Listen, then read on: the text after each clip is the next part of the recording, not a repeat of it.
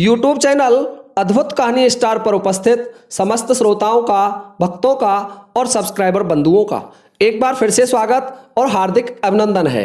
श्रोताओं, जैसा कि आप जानते हैं, हमारी कहानी चल रही थी रानी महाजादूगरनी और उसके 9 भाग मैं आपकी सेवा में प्रसारित कर चुका था और 10वां भाग लेकर के आपकी सेवा में उपस्थित हूँ। परंतु श्रोताओं, वीडियो पर चलने से पहले मैं आपको एक सूचना देना चाहूँगा कि जो भाई धार्मिक वीडियोस देखना चाहते हैं, जैसे रामायण, महाभारत और पुराणों के अनसुने रहस्य, तो कृपया वो हमारे दूसरे चैनल अद्भुत शब्दवान को सब्सक्राइब कर लें। मैं उस चैनल का लिंक आपको इस वीडियो के डिस्क्रिप्शन में दे दूंगा। वहां जाकर के आप जैसे ही लिंक पर क्लिक करेंगे, सीधे यूट्यूब चैनल अद्भुत शब्दवान पर चले जाएंगे और वहां आप धार्मिक वीडियोस देख सकते हैं जो बड़े रहस्यमय होते हैं। तो आइए श्रोताओं, आज का वीडियो प्रारंभ करते हैं। मैंने आपको 9वें भाग में बताया था कि महाराजा सत्यदेव, अवंती नरेश तांत्रिक नरवट की होम ज्वाला को, जो होम कर रहे थे, लगातार तांत्रिक होम किए जा रहे थे, उसकी ज्वाला को शांत करने के लिए उन्होंने अपने तांत्रिक गुरु चंद्रा स्वामी को बुलाया। महाराज का महल है अवंती नरेश का और उसका आंतरिक कक्ष है।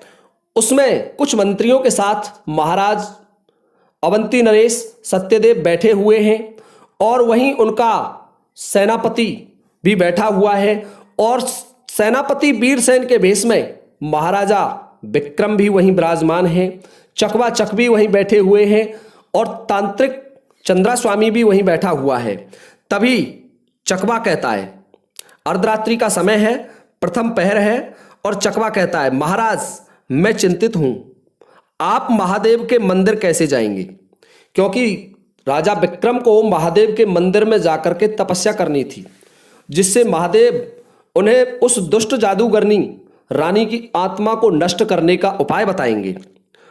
वीरसेन अर्थात राजा विक्रम, क्यों मित्र, क्या रहस्यवन में कोई दिक्कत है? तो चकवा कहता है, क्षमा करें महाराज, स्मरण कीजिए, रहस्यवन का प्रवेश द्वार बहुत छोटा है और उस प्रवेश द्वार से ही हमें रहस्यवन में प्रवेश करना है। वो द्वार इतना छोटा है कि उसमें से केवल कोई पक्षी ही प्रवेश कर सकता है।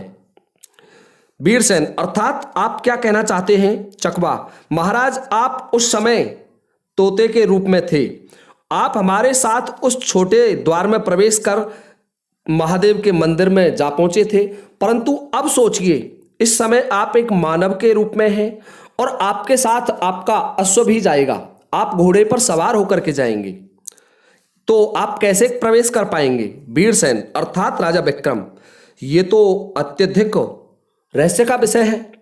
बिल्कुल आपने सही कहा, चलो महाराज सत्यदेव से पूछते हैं, शायद वे कोई इसका उपाय बताएंगे। तो महाराज सत्यदेव का कक्ष है। वीरसेन ने सत्यदेव को सारी रहस्यमय बात से अवगत करा दिया कि महाराज, मुझे जादूगरनी की आत्मा को नष्ट करने के लिए, जहां जादूगरनी एक चिड़िया के रूप में कैद है, उस रहस्यमय वन में जाना होगा और वहां शंकर भगवान के मंदिर में मुझे आराधना करनी होगी।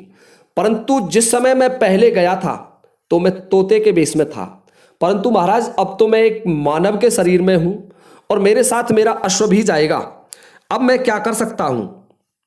महाराज सत्यदेव भी चिंतित हो गए। सत्यदेव कहने लगे, समय बहुत कम है, प्रातःकाल ही तांत्रिक गुरु चंद्रा स्वामी उस दुष्ट तांत्रिक नरवट के होम की ज्वाला को बुझा देंगे और उससे पहले ही हमें यह उपाय करना है कि तुम कैसे उस प्रवेश द्वार में प्रवेश करेंगे। तो देखिए श्रोताओं, सत्यदेव क्या कहते हैं, चलो हम हमारे रसायनज्ञ मुनि चरक के पास चलते हैं। उनका आश्रम विंध्याचल पर्वत के दक्षिणी वन में है। रात्रि का दूसरा पहर आरंभ हो गया है और दूसरे पहर के आरंभ में ही वीरसेन और महाराज सत्यदेव 2 श्वेत अश्वों पर सवार होकर के वायु वेग से विंध्याचल पर्वत की ओर दौड़ते चले जा रहे हैं और उनके साथ 2 पक्षी चकवा और चकवी भी वायु के वेग से उन्हीं के पीछे पीछे दौड़ते चले जा रहे हैं। रात्रि का तीसरा पहर आरंभ होने के समय ही वे चारों मुनि चरक के आश्रम में पहुंच जाते हैं। आश्रम के पहरेदार ने, जो मुनि चरक का पहरेदार था, उसने बड़ा उनका स्वागत किया और अपने गुरुदेव चरक को सूचना दी कि महाराज अवंती नरेश सत्यदेव आपसे मिलना चाहते हैं। चरक आश्चर्य में, क्या रात्रि के 3 पहर गए, महाराज मुझसे मिलना चाहते हैं? तो पहरेदार कहता है, हाँ गुरुदेव। इसी समय महाराज सत्यदेव आपके आश्रम के दरवाजे पर खड़े हुए हैं। तो चरक कहते हैं, उन्हें सम्मान सहित अंदर ले आओ। चरक ने राजा सत्यदेव का बड़ा स्वागत किया और आसन पर बैठाया तथा इतनी रात्रि में आने का कारण भी पूछा। तो महाराज सत्यदेव ने सारी समस्या मुनि चरक को बताई कि गुरुदेव आप ही कोई उपाय बताओ। महाराज सत्यदेव की बात सुनकर के चरक कहने लगे कि राजन, मेरे पास एक उपाय है, मैं वो उपाय बताता हूं। मुझे एक विशेष प्रकार की औषधि बनानी पड़ेगी और उस औषधि को पीने के बाद वीरसेन और उसके अश्व का शरीर पक्षी जैसा हो जाएगा। सत्यदेव, किंतु क्या गुरुदेव? चरक कहते हैं, देखिए उस औषधि का प्रभाव केवल 10 मिनट रहता है और उस 10 मिनट के समय में ही आपको उस रहस्य वन में प्रवेश करना होगा। वीरसेन अर्थात विक्रम, ठीक है प्रभु, जैसी आपकी आज्ञा का पालन होगा। चरक की प्रयोगशाला है और उस प्रयोगशाला में चरक ने कुछ औषधि ली और उन औषधियों से एक विचित्र प्रकार का घोल बनाया और उसे 2 बोतलों में भर दिया। मुनि चरक ने अपने पहरेदार को बुलाया और कहा कि एक बिल्ली लेकर के आओ। वहां उनकी एक पालतू बिल्ली थी और उस पात्र का जो शेष द्रव बचा हुआ था वो महाराज सत्यदेव के सामने ही चरक ने उस बिल्ली को पिला दिया और बिल्ली का आकार मक्खी के समान हो गया और 10 मिनट के बाद ही बिल्ली अपने असली रूप में आ गई।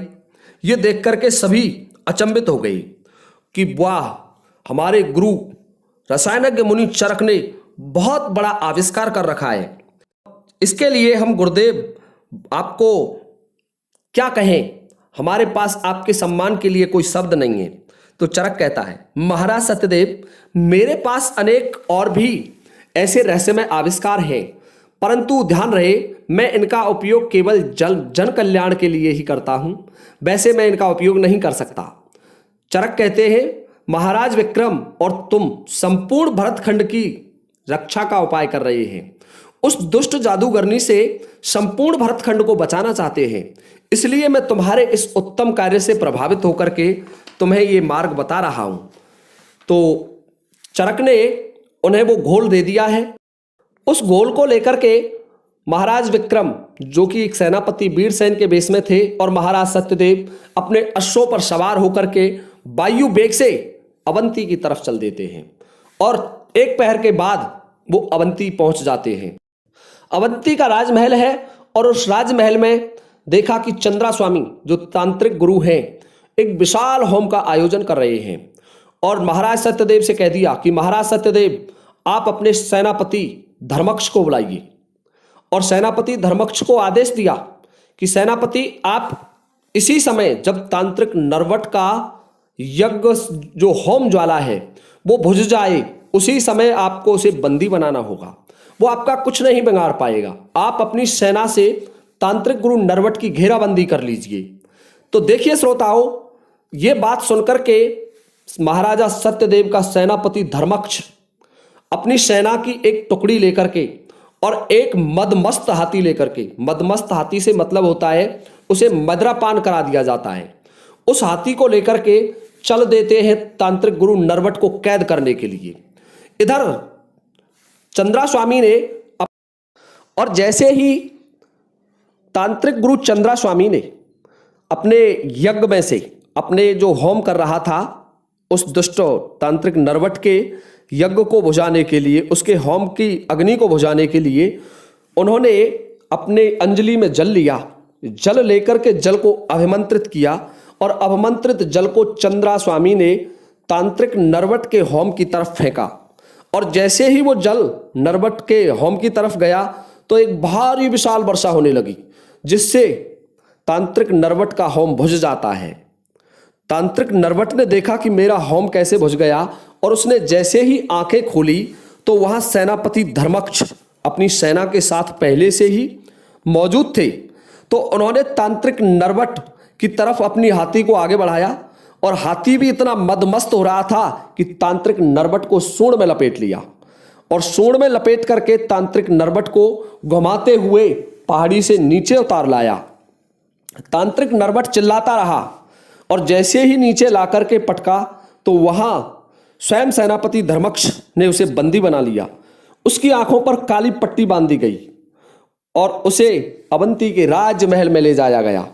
महाराज सत्यदेव कहने लगे कि इसको उस विशाल काली कोठरी में डालिए जो मैंने विशेष प्रकार के बंदियों के लिए बना रखी थी। तो तांत्रिक नरबट को कैद करके अवंती के राजमहल में उस विशाल गहरी काली कोठरी में डाल दिया, जहां सांस लेने में भी दिक्कत होती थी। तांत्रिक नरबट को कैद कर लिया गया। तो उसी समय चकवा कहने लगे महाराज विक्रम, जो वीरसेन था, उससे कि अब मौके का फायदा उठाइए और हमें इसी समय तुरंत उस रहस्यमय वन में प्रवेश करना है। तो देखिए श्रोताओं, चकवा चकवी और वीरसेन अपने अश्वों पर सवार हो जाते हैं और चल देते हैं उस रहस्य वन की ओर। रहस्य वन की तरफ चले जा रहे हैं।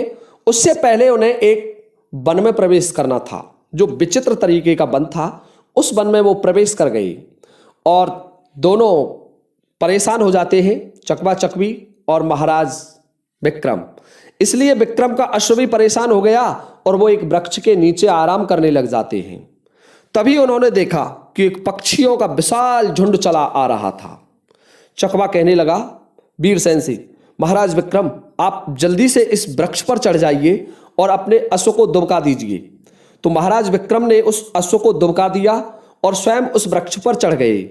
तो वो पक्षियों का झुंड आता है और आकर के उस वृक्ष के नीचे छाया में बैठ जाता है।